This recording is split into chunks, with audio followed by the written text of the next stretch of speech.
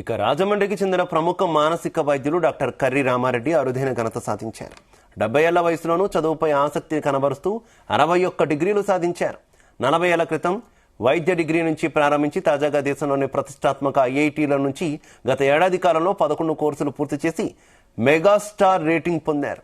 ఒకవైపు మానసిక వైద్యుడిగా ప్రతిరోజు రోగులకు ట్రీట్మెంట్ చేస్తూ మరోవైపు వివిధ కోర్సుల్లో పరీక్షలు రాస్తున్నారు.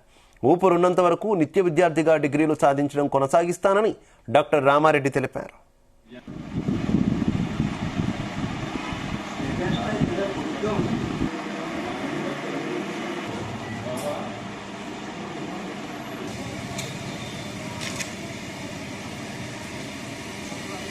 చదువు అన్నది నాకు ఎప్పుడు కూడా ఏదో ఒకటి చదువుతూ ఉండడం ఇంట్రెస్ట్. మొట్టమొదటి ఇంగ్లీష్ కొంచెం ఇంప్రూవ్ చేసుకుందాం అన్న ఉద్దేశంతో ఎంఏ ఇంగ్లీష్ చేద్దాం అనుకున్నాను. ఎంబీబీఎస్ అండ్ ఎండీ వాళ్ళకి ఏమో ఇవ్వన్నారు. అప్పుడు ఎంఏ పాలిటిక్స్ చేయడం, ఎంఏ ఇంగ్లీష్ చేయడం.